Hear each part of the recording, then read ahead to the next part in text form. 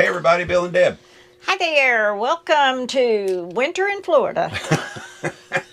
Yeah, it's cold out there. It was not horrible yesterday. It was just windy, and that It made was bad enough. Yeah, it made it pretty cool because it was so windy. But then, of Right. course, people that got snow probably don't want to hear us whining. Before we get started with the topic here on Tuesday, and we're considering doing a deal called Topic Tuesday. You know, As long as the questions keep yeah, coming in. as long as the questions keep coming in, that's the main thing. So, and what we will do, we'll experiment with it for a while. On Topic Tuesday, we'll either address a comment or a question that we got either by email at iridetinyhouse@gmail.com or a comment or a question that was on one of the videos that we uploaded. Yeah. And if we don't have anything that we think would be real interesting as far as that goes, then we'll come up with something. Or we'll elaborate what Elaborate. Yeah, I almost didn't get that word out. Elaborate. But before we get started on that, let's do this right. Can I touch this, dear? Yeah, it's dry. Okay. This is a painting that Deb is working on. No, I'm done with that one. Oh, you're done with it. Okay. That one's sold. Yeah, that one is sold, but and this is a little larger than what she's done in the past. Yeah, that's a 16 by 20. I can actually hand deliver this because mailing it is almost prohibitive. Yeah. So if someone decided they wanted a painting done by Deb in this size, the shipping would be a little more expensive. I have no than idea. Others. We don't know. So we'd have to kind of leave that, open-ended. I guess that would be the best way to put that. That's the best way. My Yeah. other paintings Yeah. on our website are 11 by 14, and I have several up. And the price of those includes shipping in the continental U.S. Yeah. But anyway, moving on, let's get to a question. We had a question from on one of our videos, and the question was a very simple question. And I guess let's read the question first, and then we'll go from there. The question was, how much extra did it cost you to do the cargo trailer to your specs? Meaning long before you began your build. So what this person is asking is, how much did it cost for the extras that we did? The options that we chose Above and beyond. above and beyond what a standard 8.5 by 20 would cost. And to be quite honest, it would be unfair to give you quotes on that now, because the pricing structure now is a whole lot different than it was back when we had this done. Right. When we had it built, which is about 2.5 years ago It or so. was in 21, I believe. We ordered it in February of 21. Did not pick it up till April, because of all the stuff going on in the world. Right. Yeah. Prices, I'm sure, have changed. So all we can do, I guess, is... There was here's what we can do. We can talk about basic things. Now, the thing about it is, we got this trailer. Let's start there, because we have, and by the way, thank you so much for that. But our channel has been growing exponentially here recently. We've gained a ton of subscribers, and we really appreciate that. We've gained close to 1,000 subscribers since the rendezvous. Yeah, actually, that's a tad more than that now. But anyway, because according Thank to the last you. count. But and we're still not growing as fast as other channels like us, but we never ask people to subscribe. We don't go through all that throughout the video, although maybe we should. But we just appreciate the people when they go ahead and subscribe, feeling like they want to join us. So some of the stuff today that we're going to talk about, we've talked about in other videos. Yeah, we've covered this subject before, but different things. But because we have more subscribers and more viewers in general, we're going to cover a few things. Now, we got our trailer through at Douglas, Georgia. Douglas, Georgia is where several cargo trailer manufacturers reside. Now, you cannot go directly to the manufacturer and get your trailer done. You have to go through what you would call a broker. Now, our red trailer, it came from Rock Solid Cargo Trailers. That's the people that built the trailer. But the broker we went through on our previous trailer, the red trailer, we went through Southern Trailer Depot. Yes. And we still highly recommend Southern Trailer Depot. What we did when we had this trailer built, we were still going to go with a rock solid brand of trailer, but we went to a different broker. We also contacted when we decided to build this trailer, we contacted Southern Trailer Depot, and we also contacted Renown Cargo Trailer Sales in Douglas, Georgia, and we will post a link to their website, if you want to go in and take a look. Now, I went in and looked at their website the other day, and they don't go through and list a bunch of options, and what the cost is. They list a few. But what we suggest you do is call. And first you've got to figure out, exactly what you want, the kind of options you want on your trailer. And this is where we're going to expand on this question a little bit, is how to determine what kind of options you will need. But you can call them and get quotes on, like, if you want to add extra height. I believe when you add extra height, they charge so much per lineal foot for every additional 6 inches in height you want to add to a point. I believe that's correct. That's the way it is. These are, and of course we went with the added height. I do believe, but don't hold me to this, but I think that on the standard height in a 8.5 by 20 is like a 6'6" ceiling height, but I may be off on that. We went 7'6" ceiling height, so basically we paid so much a lineal foot for an additional foot of height, and to tell you what the price is now, I don't know. I don't even remember how much more we paid for it then. I don't. Here's what I do know. I didn't pull out the invoice. I've got it somewhere. Yeah, but I do know this. I do know that you can't buy this trailer optioned exactly the way this one is right now for the same price we got it 2.5 years ago. No. There was a time when the prices really shot way up high since when we had this one done. But I understand now that they're starting to level off and some of the prices are starting to come down. And this has to do with the cost of materials, Right. steel and stuff like that. But what you've got to do, you've got to figure out your design first. You've got to figure out exactly what you want and what you need to make your design work. And this is really what we're going to talk about more than anything else. We did an extended tongue. Well, we did an extended tongue for a variety of reasons, but the two main reasons is this. We intended to mount a mini split on this one, and we wanted the extra room that the extended tongue gave us to do that. We had the extended tongue on the trailer before this, and a lot of people don't know this, but we even owned the trailer before the red trailer that we were going to build, but when we changed our mind on it and decided to go with the red trailer, which is the first one that we started talking about on YouTube, which was a 7x16, but we went with an extended tongue on the red trailer because we had a standard tongue. I can't talk. Had a standard tongue on the very first trailer we had, and the difference in how they towed from the first trailer that you've never seen to the second trailer, which was the red trailer when we really started focusing on our YouTube channel, the difference in how the two of them towed was literally night and day. I am not kidding you, folks. It was literally night and day how they tow.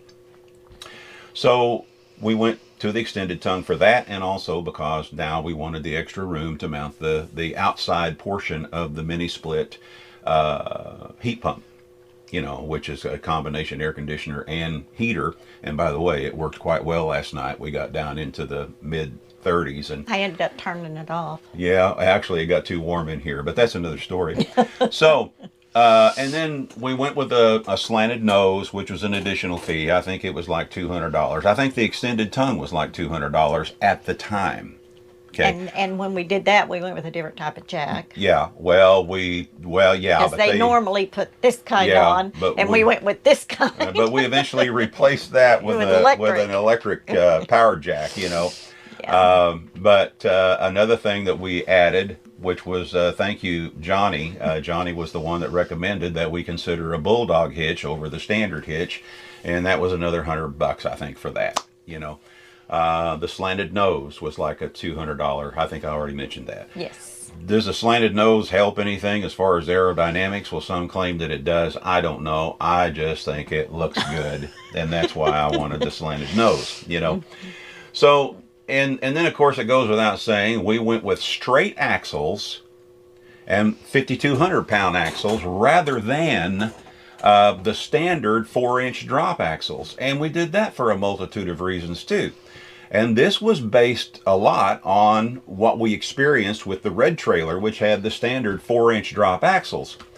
Because it set so low to the ground, you know, you're only about 10 to 11 inches off the ground to the bottom of your trailer.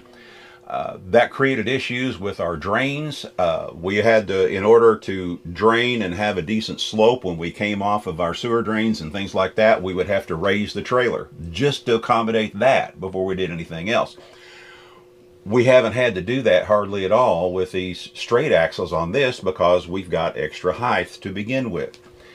In addition to that, what we ran into, which we've talked about so many times, and let's put it this way, if you're going to try to go to resorts, which most likely a lot of resorts will not allow a cargo trailer conversion in the campground anyway, resorts will have nice level pads everywhere. Everything will be nice and level, and you don't have to worry about you know, getting your trailer balanced front to back and things like that, because you know it's going to be pretty level. When you go to places like we go, which is Corps of Engineer campgrounds and things like that, and how many times have I said that? You're going to have pads that are like this, you're going to have pads that are like that, and the lower your trailer sets to the ground, the much harder it becomes to get it level front to back when you're setting it up. Because we went to straight axles, which gave us an automatic extra height because of that, because there's no 4-inch drop involved, that issue has been all but gone away. You know, we've had a couple of times when we needed to block the trailer up, and we did, and one time Deb told me I wasn't raising it high enough, and I told her, oh yeah, it'll be fine, and it turned out she was right. I love being right. Yeah, we did a video on that. But those are the obvious things, you know, the straight axles, and I think they charge us like $400 and some for the straight axles, and I think altogether it was like $400 to $500 by the time we upgraded to the 5,200 pound axles, which we're glad we did, because our trailer weighs 7,500 pounds in living mode, we like to put it.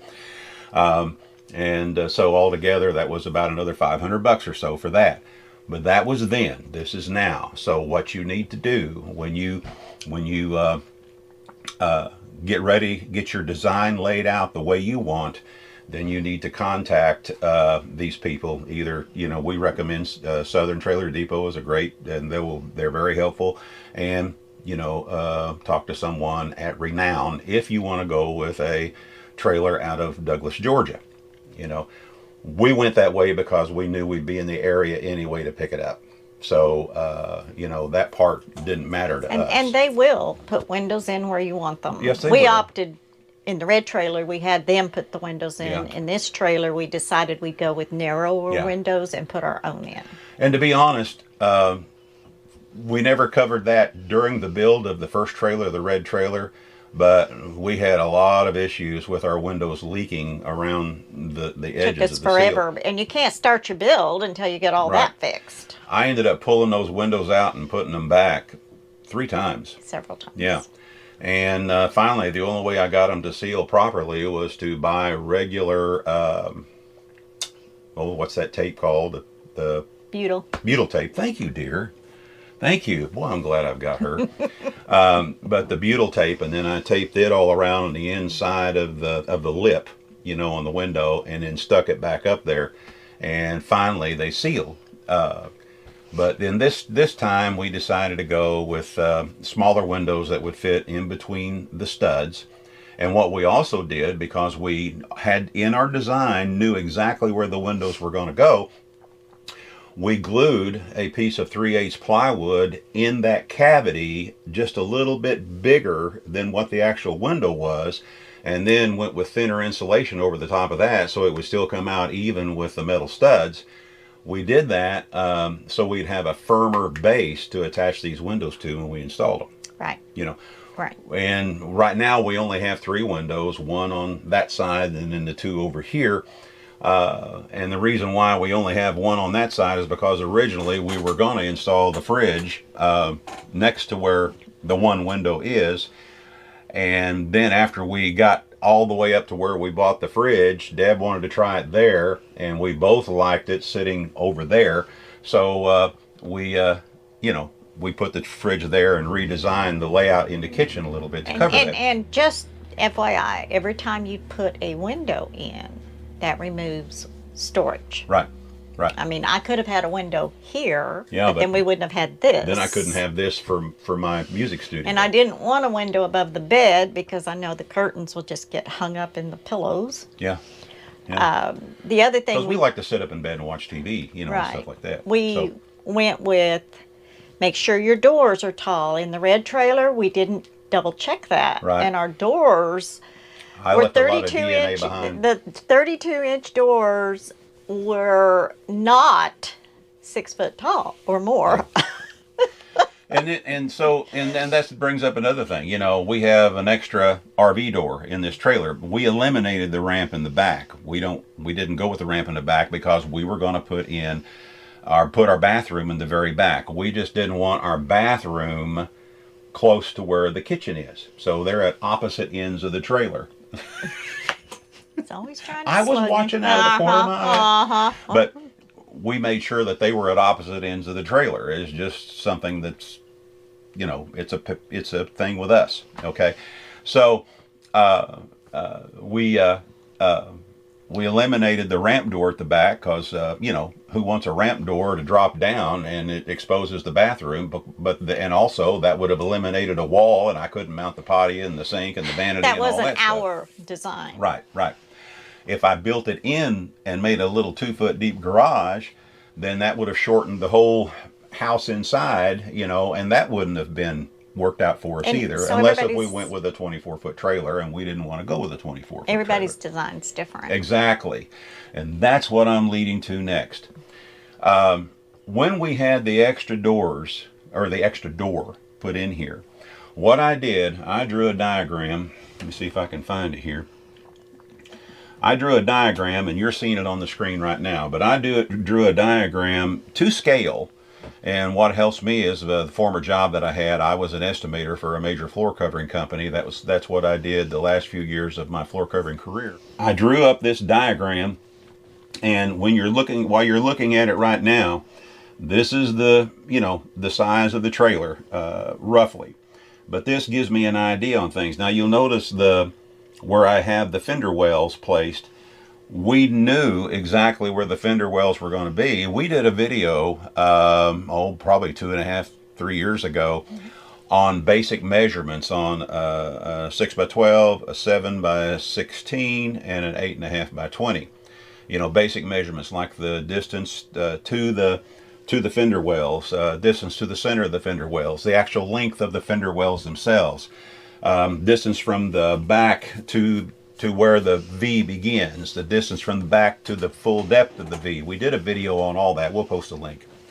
But we knew these things. And we also know, and this is something to keep in mind, the standard placement of the axle center line is 60% back from the front of the trailer. Now, when I say the front of the trailer, that is not including the V. The front of the trailer, when they place the 60% setback, begins at where the actual square box, in this case, the 20-foot box plus the V, you start measuring from where the square box begins 60% back, and that's where the axle center line will be. So when I drew this diagram, I knew where the fender wells were going to be. Also, from our measurements that we got a few years ago, we know that these fender wells are 6 foot long for a tandem axle trailer. They're 6 foot long. So I was able to place these fender wells in my diagram really, really, really close to where they would actually be in the trailer. Then that helped me determine if I had enough room to have my 4-foot deep bathroom in the back, because I knew that I would not interfere with the fender wells. Then that also helped me determine exactly where I could have them place the doors. And I gave them actual measurements to show where I wanted these doors placed. Now, we could have got an egress window where we had that door in the bathroom. Exactly, we could have. For about the same price. Yeah. But we decided it's easier for us to get out a door than it is out a window. I can't if I have a egress window sitting 3 feet off the floor, well, it's another 2 foot from the bottom of the trailer. That's a 5 foot drop. You know, look at me. Can you see me diving out of an egress window We just decided it and would. going down? Yeah. And you know, so anyway, so we decided to go with the door. So anyway, these are things that we knew. Now the dotted lines that you see running across, that represents the crossbows, the ceiling bows, roof bows, you know, however you want to put it. We had ours put on 24-inch center, which is the standard placement for roof bows. But this also helped me determine where I wanted to have them, you know, put the vent in the front of the trailer. And it also helped me determine where I wanted them to have the mounting point for the MaxxAir fan at the back of the trailer. We offset the MaxxAir fan towards the passenger side of the trailer, if you will, mainly because I knew that I was going to have a 3-foot opening there to get into the bathroom from where the bed sits. So this is why I offset it the way I did. And then I gave them measurements to show them exactly where I wanted that 14.5 by 14 And they were and a half within- inch hole. Oh, they were within a quarter to a half I inch want on to say everything. 1/4 inch. Yeah, yeah. They were. So, you know, make allowances for that, but they'll do that. Now, another thing that we did, and this is very important, folks, when you get ready to do your build, if you want to build this where it's usable and you can live with it for quite some time, you've got to think about all these little things. And this is why we're mentioning this. The floor down here, the floor that you see, which we ended up pulling up the click-clack vinyl planks because they were coming apart by going down rough roads. And Deb ended up just doing a full marble finish on the floor. But this floor, the wood that's on the floor now, used to be what's on the walls. We reused it. It was 3/8 thick plywood. But what we also did, we knew we were going to raise the floor because we were going to put 3/4 inch foam board insulation on the existing floor when the trailer came. So what we did, we had them raise the doors off of the floor about 1.25 inches to I believe it accommodate was. by the time we ran the furring strips on 2-foot center across the trailer. And then we took the plywood that was originally on the wall and we installed it on the floor. We were able to utilize it because plywood back then, 3/8 plywood back then was like $65 a sheet, you know, back then. I think it's come down now. Oh, it has come We down. also did away with the footwells. Exactly. We did away with the footwells, and on an 8.5 wide trailer, it's standard to put a footwell in and set your doors lower. Well, we knew we had plenty of height anyway because we were going with a 7/6 ceiling, and we wanted to eliminate the footwells because that just makes it feel more roomy inside the trailer. Plus, I could just see, it's another tripping place for us. A lot of people mention when they walk into the trailer, and they say, it feels a lot bigger inside than what I expected when I looked at it from the outside. Well, the reason why it feels so much bigger on the inside when people walk in, for one thing, we eliminated the footwells. And in addition to that, we still had them raise the doors about 1.25 inches above the original floor on the trailer, so we could accommodate the extra thickness of, running the furring strips all the way around the edge, the band all the way around the edge, and then the cross members, and then putting the foam board insulation and putting the 3/8 plywood on top of that. So that's why we had them raise the doors, why we did. And they didn't charge us anything to raise the doors. No. They didn't charge us any extra to place the doors where we wanted them. The only thing we paid extra for was the cost of the extra door. Right. And that was it. So these are things that a lot of people don't think about. Now, one reason, again, why it feels so roomy in here is because in this part of the trailer where we're sitting right now, it is 7 feet and 6 inches from the floor to the top. So because of that, it feels much roomier in here. We don't get claustrophobic in here. We spent most all day inside the trailer yesterday because we just didn't want to go outside. It just Because it wasn't a pleasant day to go outside. Bill played his guitar, Yeah. I painted, so. And then after a while, we slid up here on the bed, took our big overstuffed pillows, used them as backrests, and we pulled up a movie and watched a movie, you know? Yeah. So what? So we don't feel claustrophobic in here. Now, and there's another reason why we went with 7-foot 6-inch ceilings was because we knew we were going to utilize what they call a shower box, which is used quite heavily in the marine world. But this is how they, you know, drain water from a shower into this little box that has a pump in it and a float switch, and then it turns around and pumps it up into a holding tank, or pumps it out into the ocean or wherever you're going, you know, depending on where you're at and how it's set up. This is how we raised the floor 6 inches in the bathroom, so we set the shower on top of the raised part. Well, the whole floor is raised in the bathroom. That was able to allow us enough slope from the side drain on the shower to drain down into the shower box. The shower box then picks up the shower water and pumps it up into the 65-gallon wastewater tank that we have under the bed. We placed the freshwater tank and the wastewater tank under the bed for a multitude of reasons.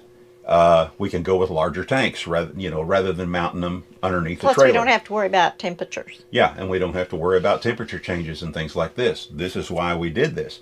But in order to make that work, we had to raise the shower or the bathroom floor 6 inches in order to utilize the shower box. And not only is the shower connected to it, but the vanity sink is connected to it as well. Right. You know, so it works fantastic. It's the greatest thing in the world, and I think we paid around $150 for that. Yeah, we one. learned that little trick from Marvin and Mary. Yeah, because Marvin had a sailboat before he built his cargo trailer conversion. So those things were important to us. You know, other things to consider when we insulated the sidewalls of the trailer, and also the ceiling for that matter. We went with 1-inch thick foam board insulation between the metal studs, which are 1 inch thick. And then we ran horizontal furring strips all around the perimeter of the trailer. We also ran furring strips across the roof bows. We have videos showing all that. We do.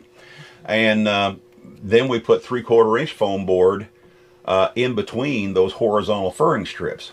Now, this is something very important. When you're laying out your furring strips, you need to take into consideration what you're going to be adding later. For instance, if you're going to be mounting cabinets, and say you're mounting a standard cabinet that's 36 inches high off the floor, you need to lay out a furring strip that's going to land where you want to screw your cabinets into it.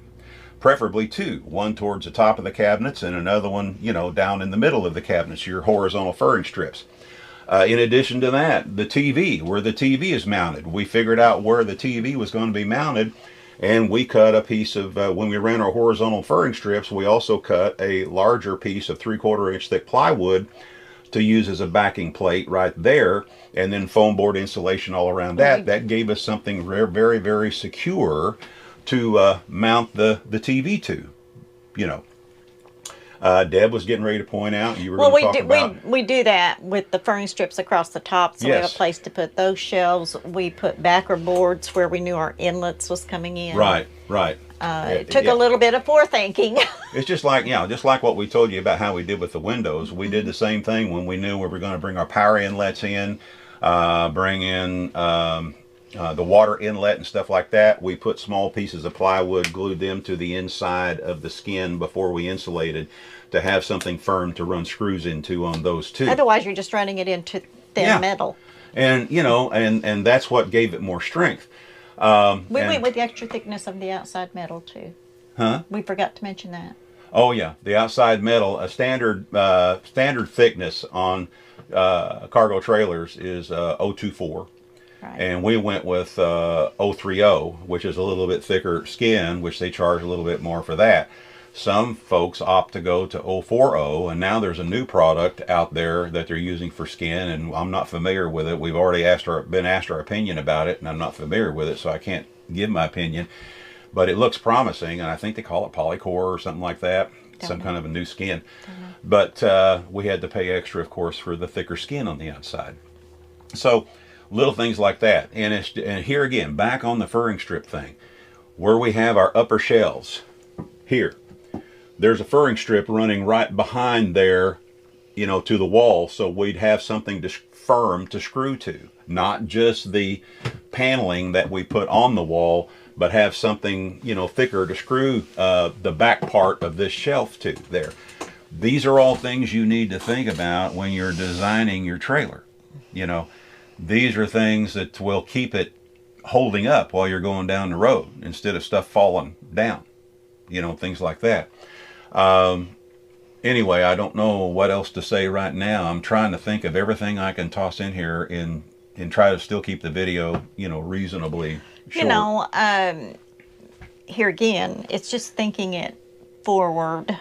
And yes, that takes some time and it takes some thoughts. And it took Bill thinking about it and me thinking about it and how are we going to run this and how are we going to do that and what do we need to make that secure. So it's nothing you can rush into. But Right. once you get the thought in your mind, then it's going to go much Right. smoother. Yeah, we didn't just decide, okay, we're going to build this and then a week later have our design completed. And No. we even modified the design a little bit after we were in it. After you start, Like yes, the like the refrigerator Yeah. and some of this stuff, as we was building from the shower, we had to Yeah. modify slightly. And Yeah.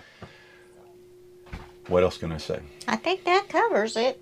Okay. Can't think of anything This else. is something today. Now, if anybody has any questions, you know, regarding what we just talked about, pose those questions and we'll be happy to address those, you know, in a later video on another Topic Tuesday, you know. And I'm going to say this before we close, and this will tell us how many people watched all the way to the end. Okay. We never do DIY videos. We never tell you this is the way it should be done, nor are we telling you this is the way we think you should do yours. We simply tell you how we did it and the reasons why. It's up to you to decide if you need to take it that far. Everybody's Yeah. different. So we're not telling you that ours is the right way, and if you have a difference in opinion that yours is the wrong way. This is simply what we did, and we just explained to you the reasons why we did it that way. And the only thing we have to back up what we've just said was this thing's been on the road. We've got well over 10,000 miles on it, on all kinds of roads. And we have yet to tighten the screw. We have yet to have a circuit, you know, start flickering. We have yet to have any kind of issues like that whatsoever. So, that's all I'm going to say about that. Anyway, This is Bill and Deb with Our Tiny House Adventures. And you know exactly what we're going to say.